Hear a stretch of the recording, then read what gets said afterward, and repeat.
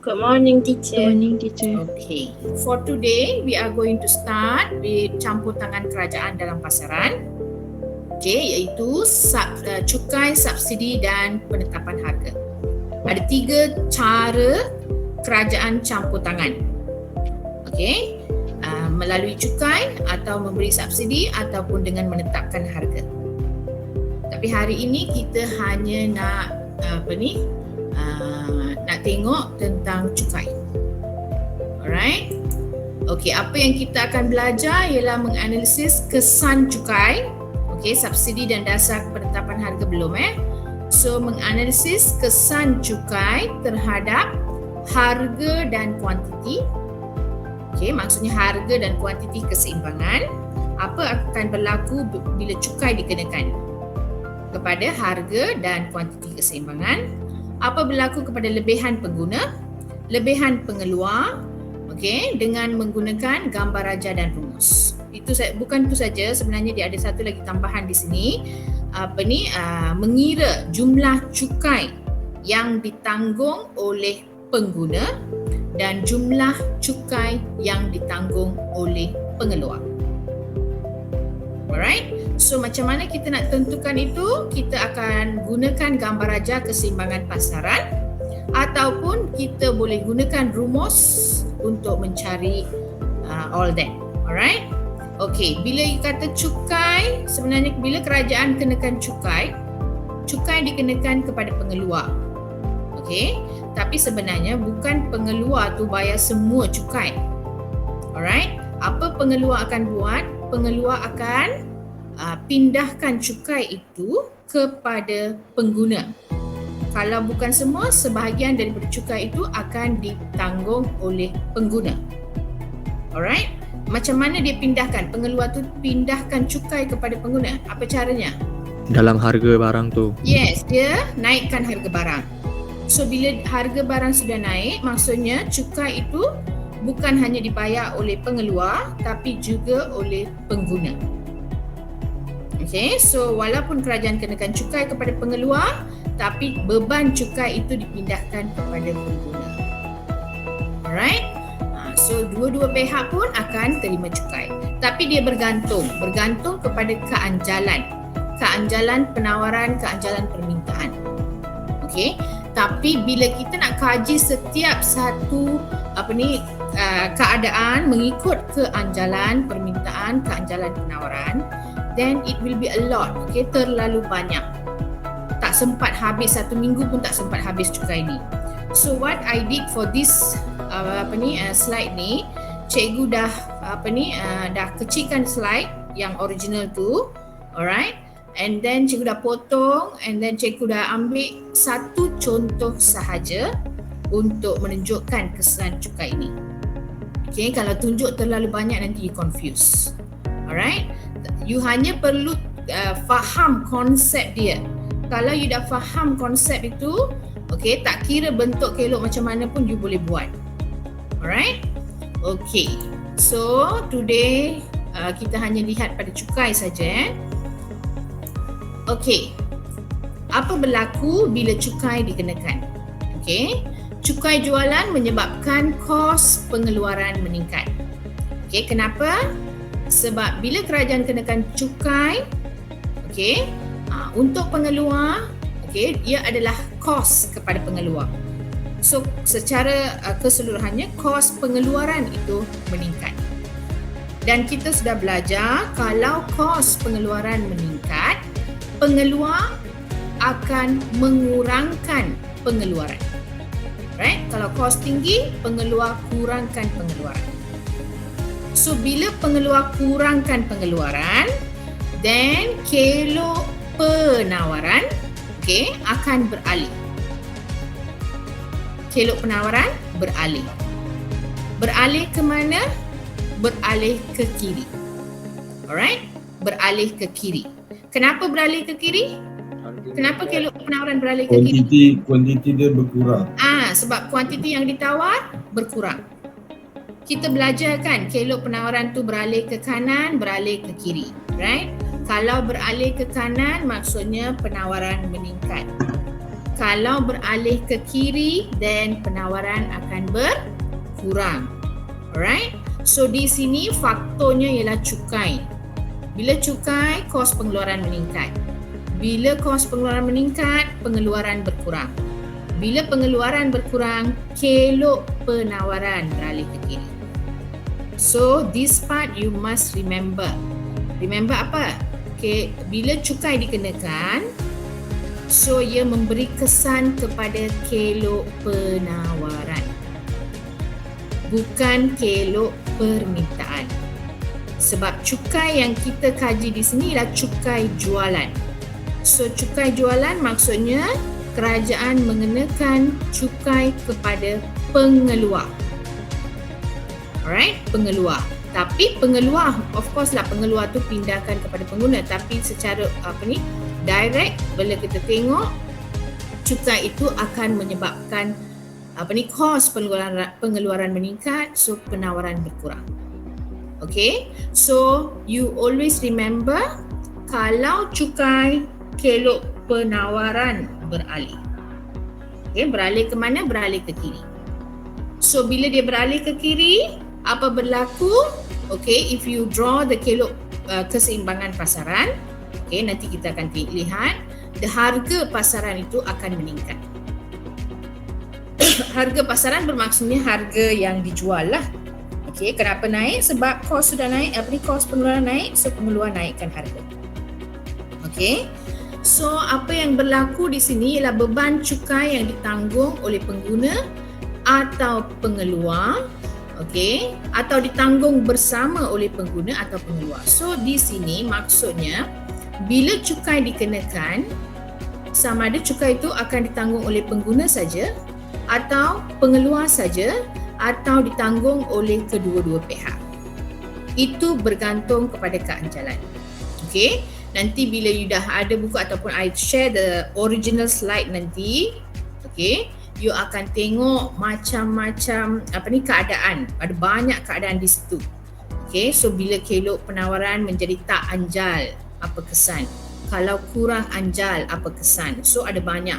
Okay, so all this bergantung kepada berapa banyak beban cukai itu ditanggung, bergantung kepada apa? Keanjalan permintaan dan keanjalan penawaran barang. Okay, kesan cukai adalah kepada kelok penawaran. Tapi berapa banyak beban cukai ditanggung bergantung kepada kelok permintaan juga. Kelok permintaan dan kelok penawaran. Keanjalan kelok permintaan, keanjalan kelok penawaran. Alright? Okay. Ini contohnya. Okay. Teacher ambil satu contoh saja untuk penawaran yang anjal.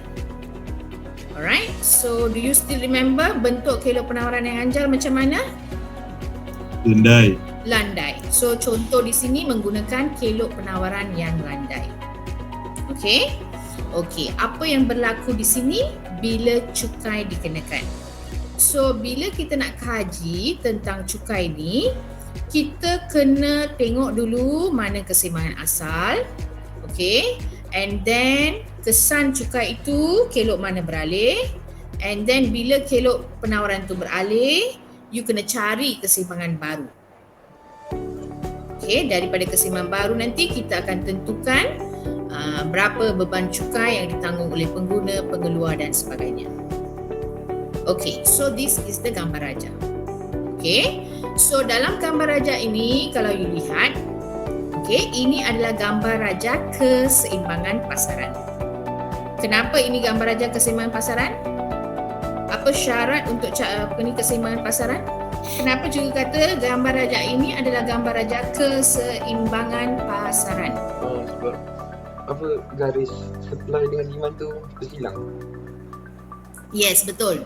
Alright. Sebab di dalam gambar raja ini ada kelok permintaan, ada kelok penawaran. And then ada titik keseimbangan. That means dia bersilang, dia capai keseimbangan. From there kita tentukan harga and quantity. So kalau ada 2 kelok, then we call this as keseimbangan pasaran. Okay, dan kedua kelok tu bersilang lah. Alright. Kalau you hanya lukis 1 kelok saja, let's say kelok permintaan saja, or you just lukis kelok penawaran saja, then itu bukan keseimbangan sebab hanya ada satu kelok.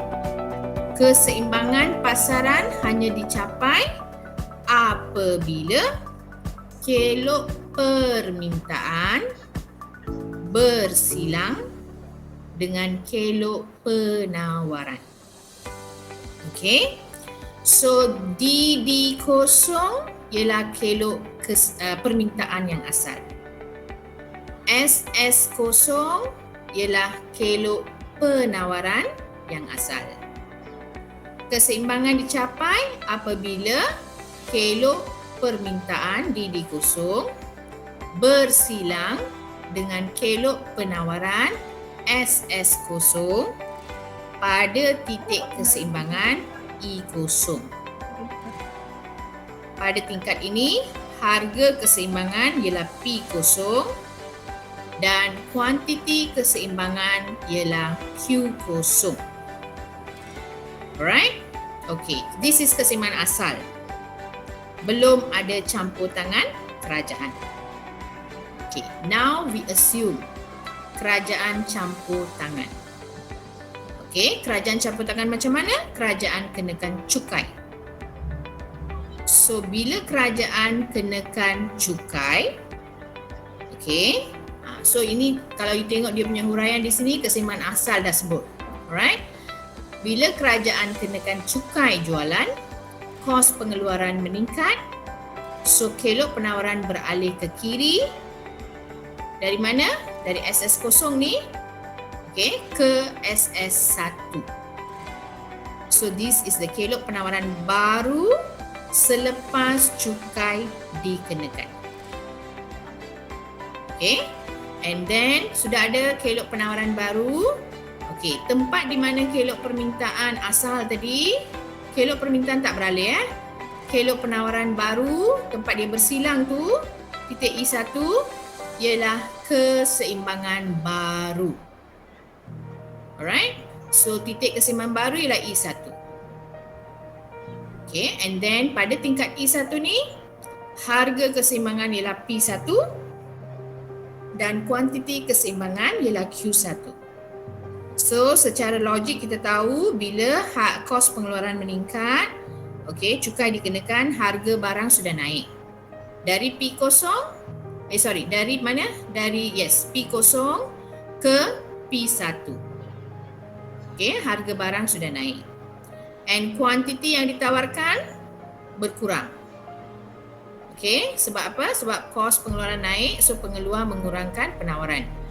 That's why the kelok penawaran beralih ke kiri. So if you see the quantity pun, kuantiti dia sudah berkurang.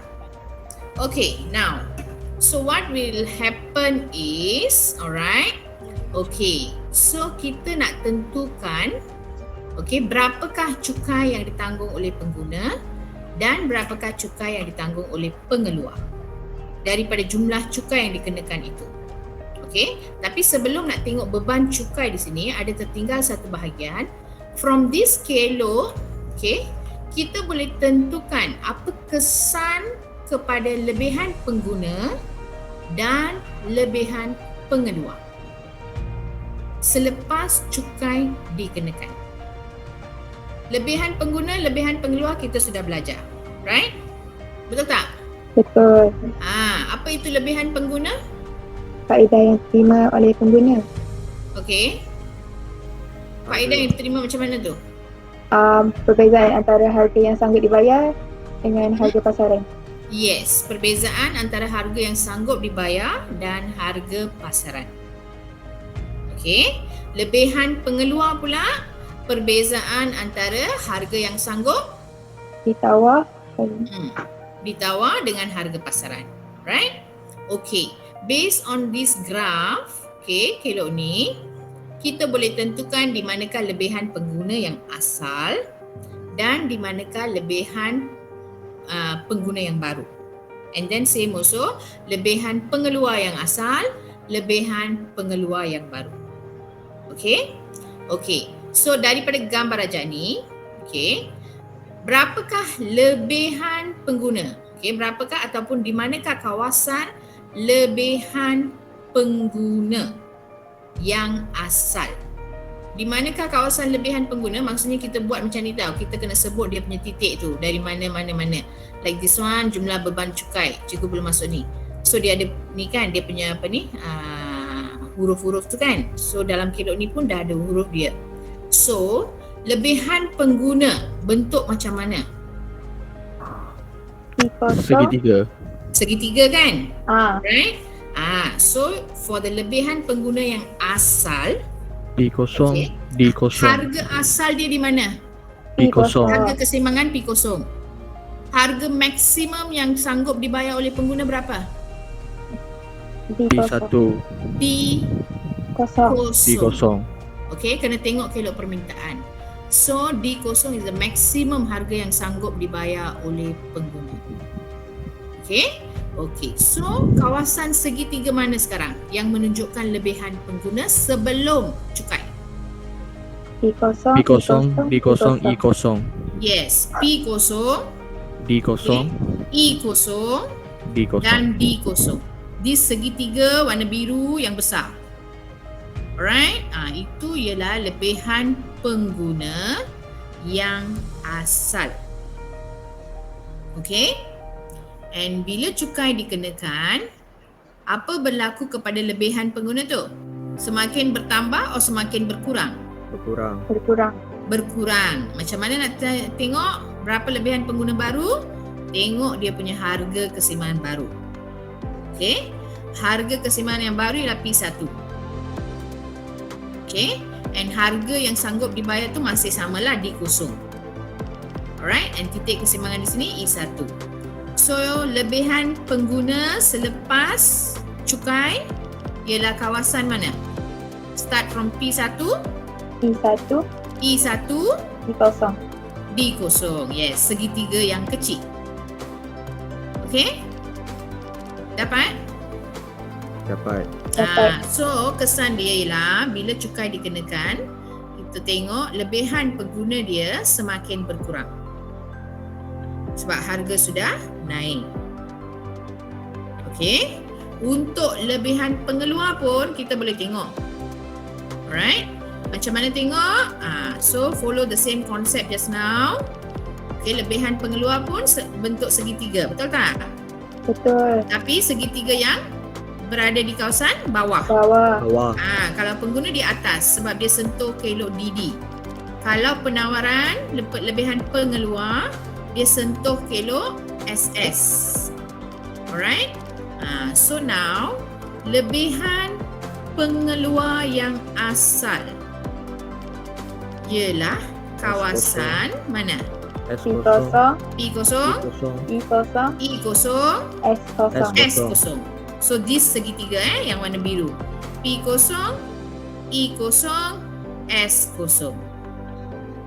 Lebihan pengeluar yang baru pula, okey, harga baru sekarang di sini. Okey, harga baru sekarang di sini. So lebihan pengeluarnya di mana? Yang baru ke? Atas P1 ni. Lebihan pengeluar, wait. Okey, kelok penawaran, okey, harga keseimbangan, okey, this one. Okey, lebihan pengeluar yang baru sekarang di mana? P2, P2 kan? P2A, S0. P2A, S0.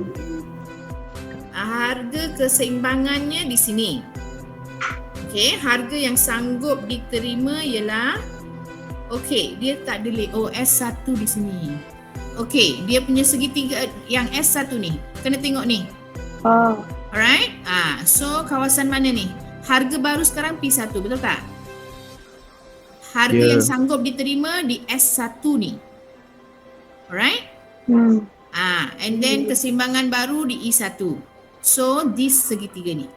Okay, so that is for the lebihan pengguna dan lebihan pengeluar.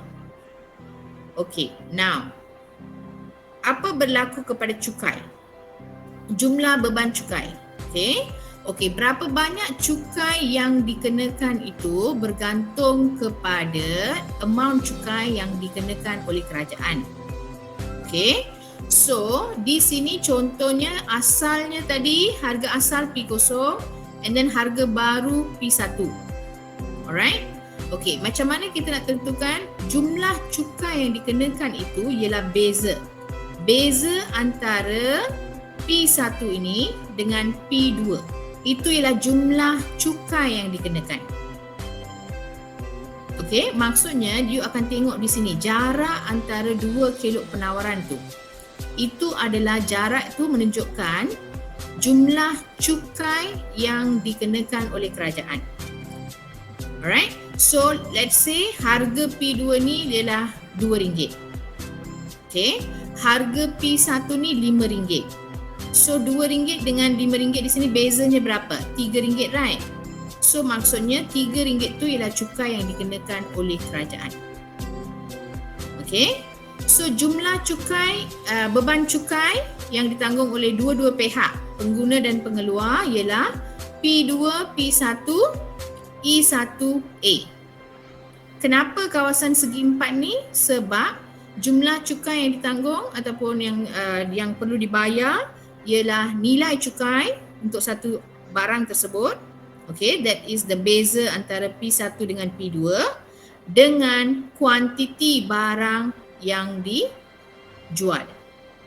Kuantiti keseimbangan baru P1 ni. Okay, that means kita darab kuantiti Q1 ni, okay, daripada 0 sampai Q1 darab dengan jumlah cukai dia. So kawasan segi empat ini menunjukkan jumlah beban cukai. Beza antara harga P1 dan P2 itu ialah jumlah cukai yang dikenakan per unit barang. Okay, and then kuantiti yang keseimbangan baru ialah Q1. So harga ataupun cukai darab kuantiti, that is the jumlah beban cukai. Jumlah cukai yang perlu dibayar oleh pengguna dan pengeluar. Okay, tapi di sini ini ialah total dia tau, jumlah cukai. Daripada jumlah beban cukai ni ada sebahagian ditanggung oleh pengguna, ada bahagian yang ditanggung oleh pengeluar. So macam mana nak tentukan berapa banyak ditanggung oleh pengguna, berapa banyak ditanggung oleh pengeluar? Yang itu ada di sini. Okey, jumlah beban cukai ialah P2, P1, E1A. Okey, tadi kan kawasan ini ialah jumlah cukai. That means the cukai per unit barang, okey, darab dengan kuantiti barang. Okey. And then dari sini, daripada jumlah ini ada yang ditanggung oleh pengguna, ada bahagian ditanggung oleh pengeluar. Okay, okay. So macam mana nak tentukan berapa banyak ditanggung oleh pengguna, berapa banyak ditanggung oleh pengeluar? Okay, so macam ni. Kalau you tengok di sini, beban cukai pengeluar ialah kawasan P0, P2, A, B. Okay, tertinggal B di sini. B ialah di titik ni. Okay, ada titik, sepatutnya ada titik B di sini. So warna purple ni, alright, P0, P2, AB, warna purple ialah jumlah cukai yang ditanggung oleh pengeluar atau yang dibayar oleh pengeluar. Itu maksud beban cukai. Maksudnya berapa banyak cukai yang dibayar oleh pengeluar. Alright. And then untuk pengguna pula, beban cukai pengguna ialah P0, P1, E1 and B di sinilah. Okay, so warna yang kuning, warna hijau. Hijau muda atau biru muda. That colour, this one yang besar ni, ialah beban cukai yang ditanggung oleh pengguna. Okay. Okay. So dari sini kita nampak pengguna tanggung lebih banyak cukai berbanding dengan pengeluar. Okay. So pengguna tanggung lebih banyak. So kalau kelok penawaran tu menjadi kurang anjal, then kita akan lihat bahawa mungkin dia berbeza. Dia akan jadi berbeza. Beban cukai yang ditanggung oleh dua pihak ni mungkin pengguna kurang, pengeluar menjadi lebih. Macam tu. Okay, tapi apa yang penting sekarang, you kena tahu mana jumlah beban cukai, maksudnya jumlah cukai yang perlu dibayar, and then macam mana nak tentukan jumlah cukai yang dibayar oleh pengguna dan jumlah cukai yang dibayar oleh pengeluar. Actually, ni cara dia. Okay, so you kena tengok, okay, keseimbangan asal D0, S0, titik E0, P0, kuantiti Q0. Right? And then bila cukai dikenakan, kelok penawaran beralih ke atas, ke S1. Then kita ada titik E1, kuantiti Q1, harga P1. Alright? Okay. Beza antara harga P1 ini dengan, don't confuse this one, you know. Okay, inilah harga keseimbangan asal. Harga keseimbangan asal P0. Tapi kita tak boleh ambil harga ni. Harga ini adalah pemisah, ataupun harga yang menentukan jumlah cukai yang dibayar oleh pengguna dan pengeluar. Tapi jumlah cukainya you kena gerakkan sampai di titik A ni, and then tengok berapa harga di sini. So kalau you perasaan di sini, this jarak antara dua kelok penawaran itu, alright, is the beza antara P1 dengan P2. Betul tak? Betul. Pada titik keseimbangan baru, jarak antara dua kelok penawaran ialah beza antara harga. Dua beza harga yang menunjukkan jumlah cukai. So jumlah cukai ialah P1, P2 ni, darab dengan kuantiti keseimbangan baru. And then macam mana nak tentukan berapa banyak ditanggung oleh pengeluar dan pengguna? Like this. Jumlah cukai ialah segi empat yang besar ni. That means segi empat yang warna ni biru muda ni dengan purple ni. Alright?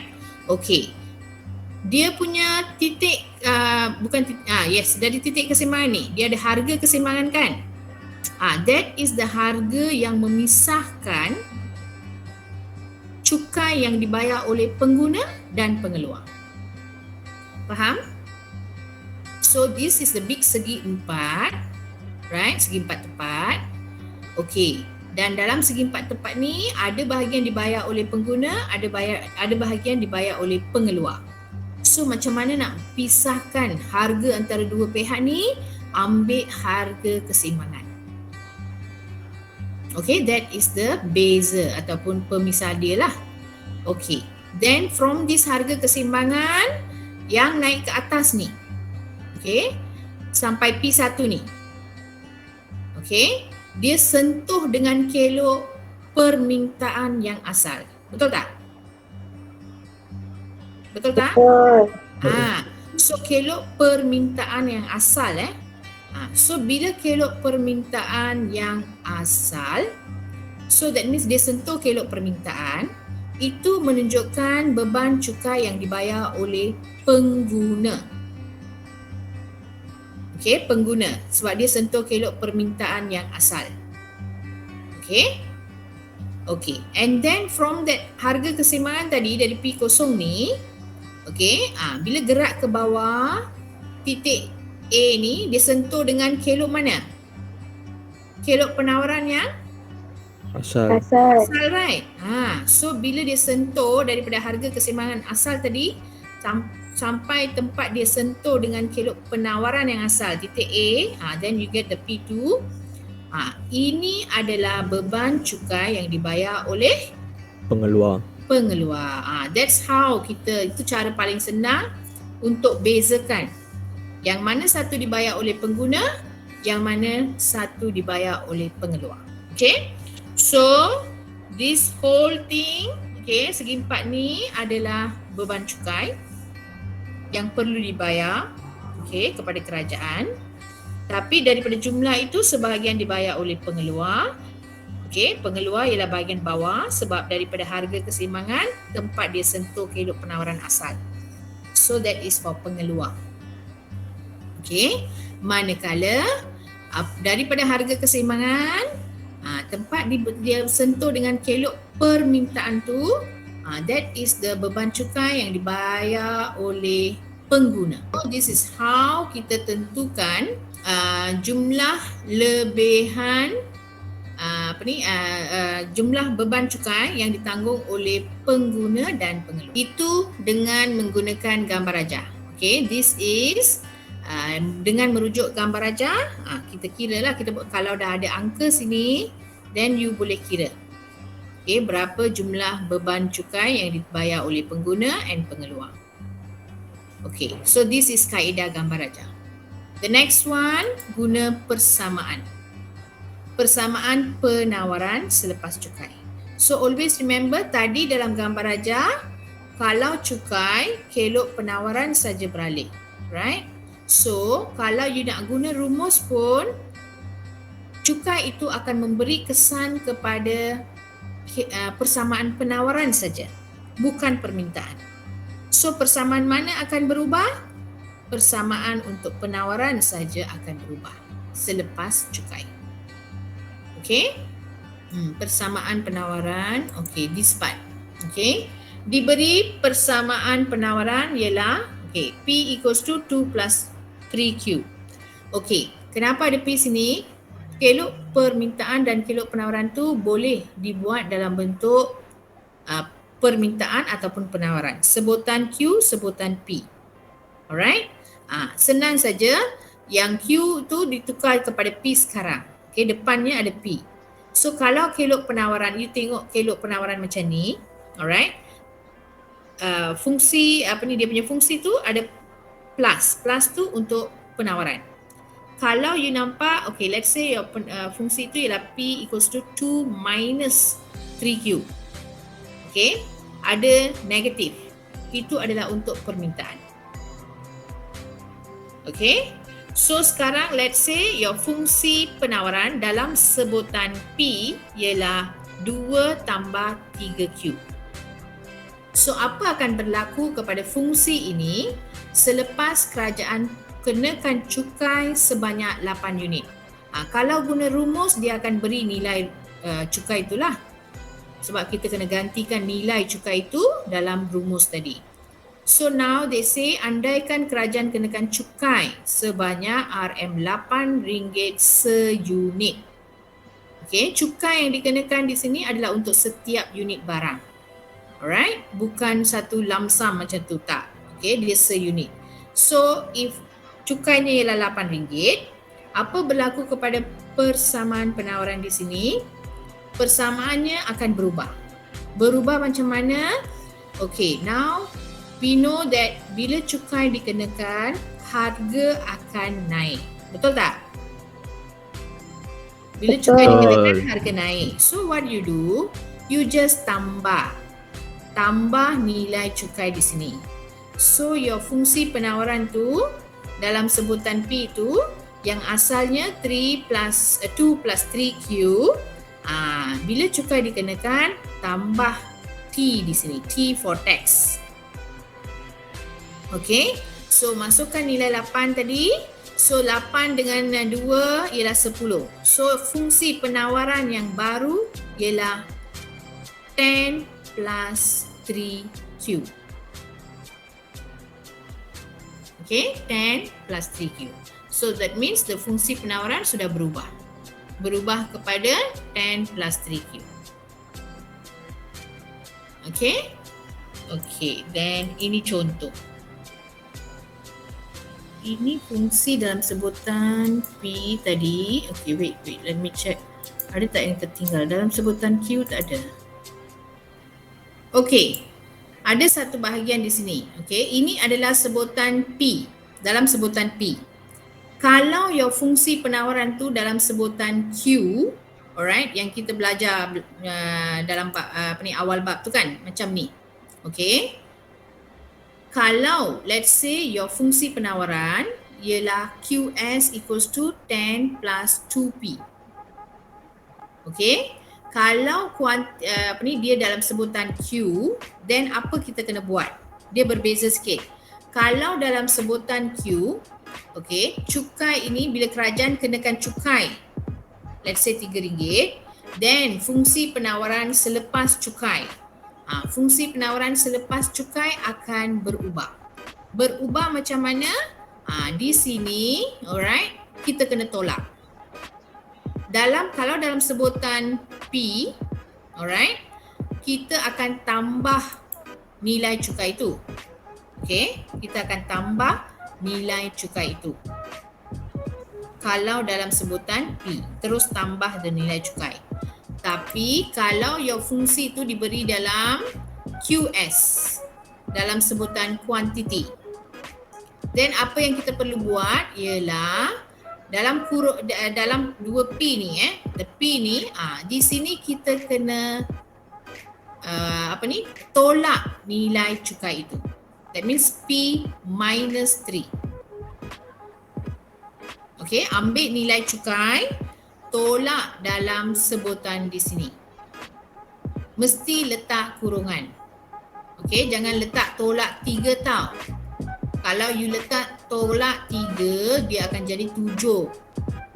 Right, 7 tambah 2P. Right, dia salah. Dalam kurungan. Okay, dalam kurungan letak P minus 3. And then buka kurungan. Okay, 2P minus 6. So dia dah jadi 6 sekarang.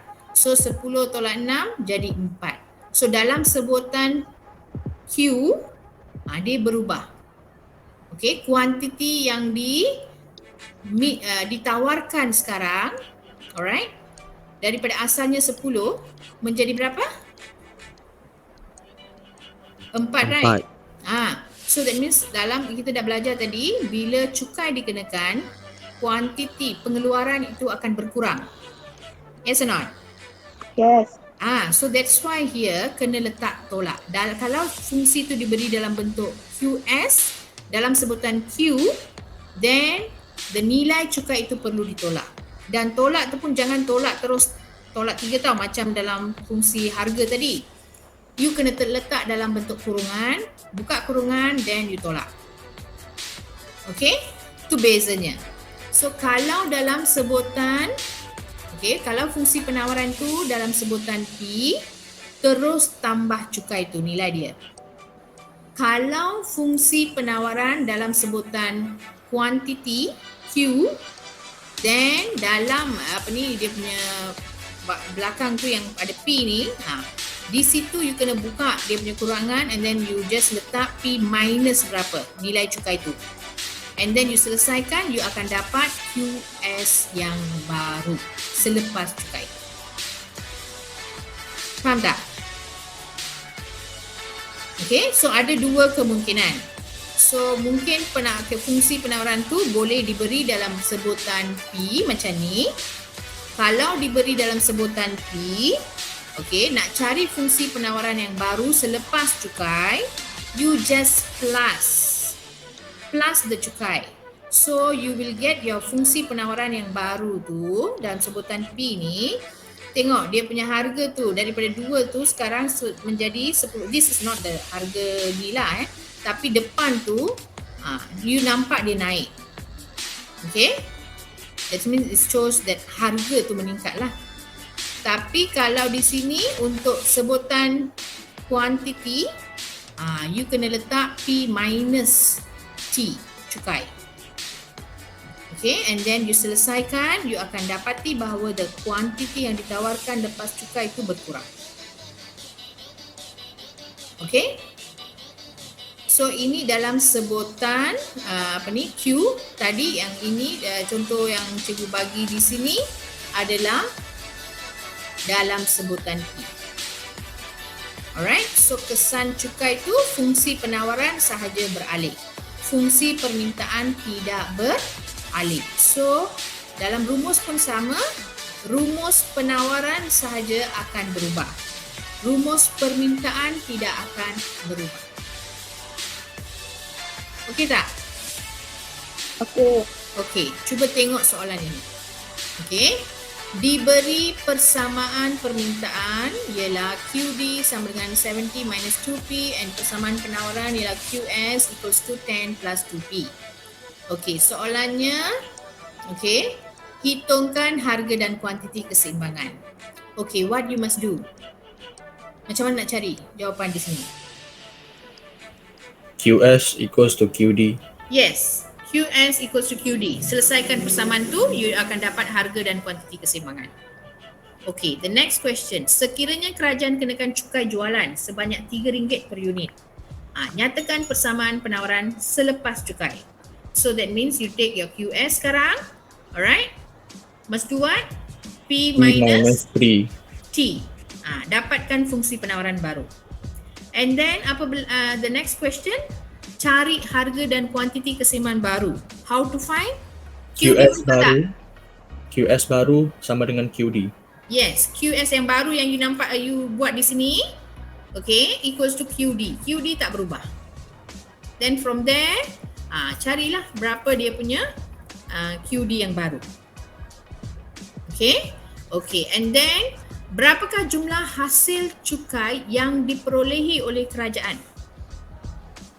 Okay, hasil cukai yang diperolehi oleh kerajaan, macam mana nak kira?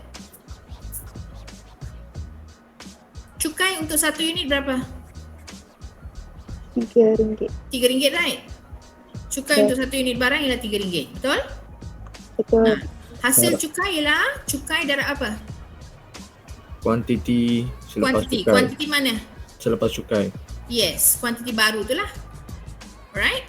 So you kena ambil nilai cukai ni RM3 darab dengan kuantiti yang baru. Okay, and then hitungkan peratus beban cukai yang ditanggung oleh pengguna dan pengeluar. Okey, berapa banyak ditanggung oleh pengguna pengeluar nanti kita tengok. Yang ini nanti I explain. Okay, now you try to do this until nombor 3 ni, B3 ni. Cari semua jawapan ni dulu. Boleh? Macam nak cari hasil cukai tadi? Macam mana nak cari apa? Hasil cukai. Harga cukai? Hasil. Harga apa? Hasil. Cukai C. per unit darab dengan kuantiti selepas cukai.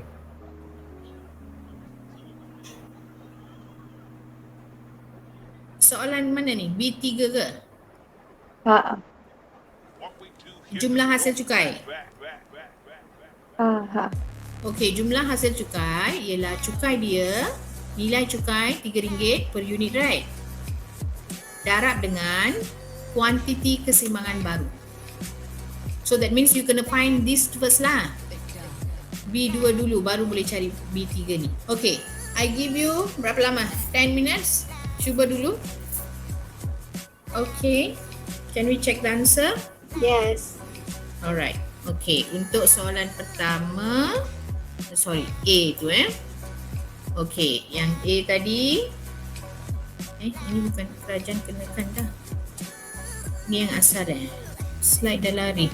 Okay, sepatutnya jawapan tadi ialah berapa? Ini dah masuk B tau, soalan B. Soalan A punya jawapan tak ada. Harga dan kuantiti keseimbangan. Okay, harga keseimbangan tadi yang 15. 15, right? Yang tu jawapan tu betul tadi. Okay, and quantity? 40. 40.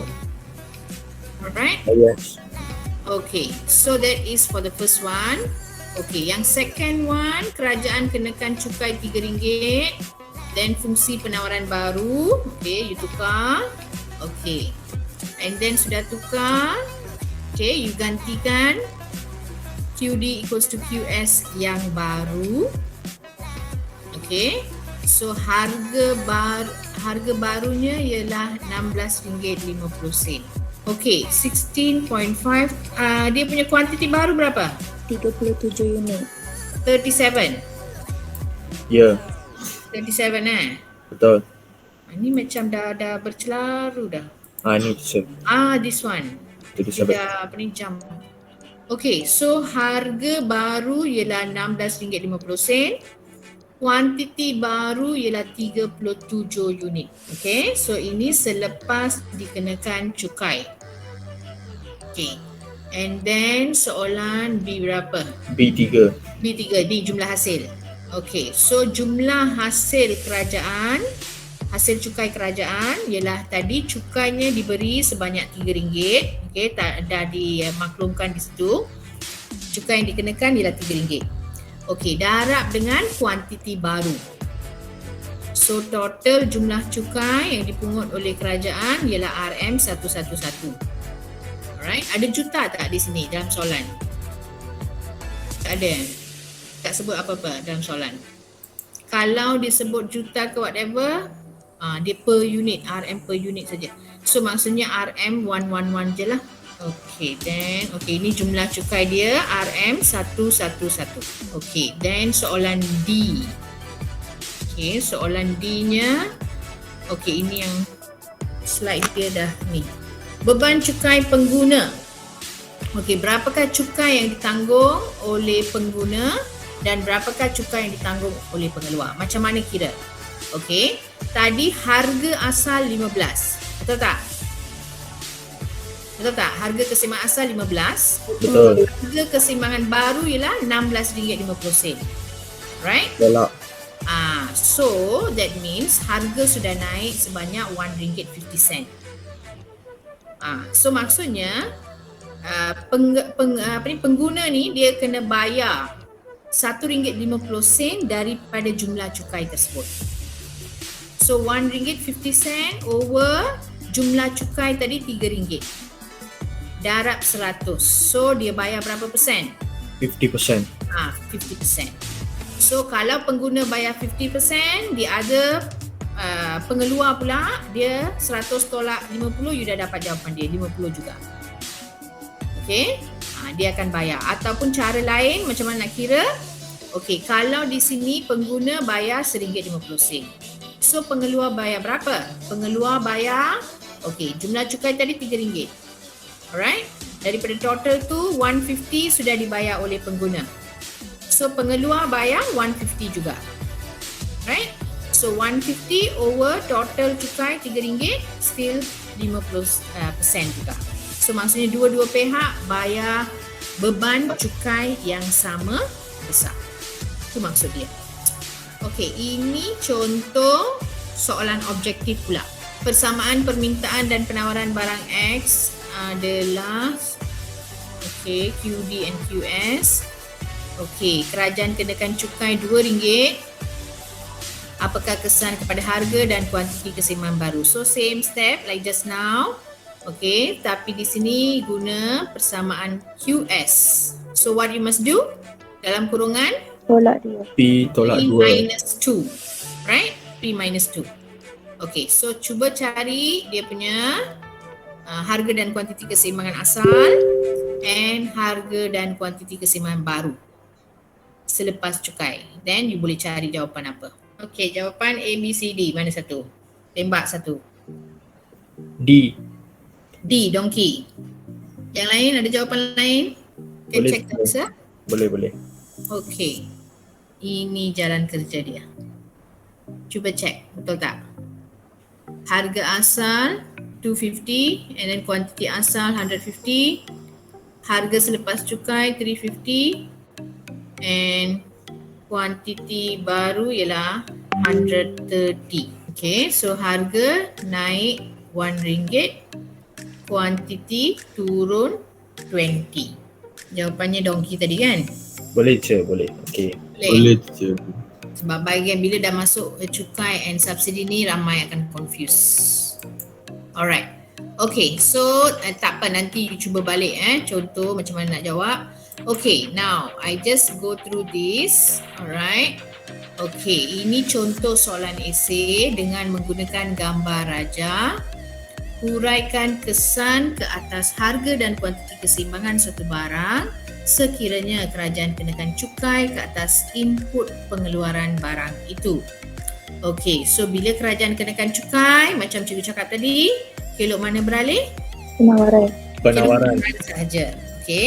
Sebab apa? Kos pengeluaran meningkat, so kelok penawaran akan beralih. Beralih ke mana? kiri. Beralih ke kiri sebab penawaran berkurang. So this is the contoh. Gambar raja yang perlu dilukis and contoh huraian.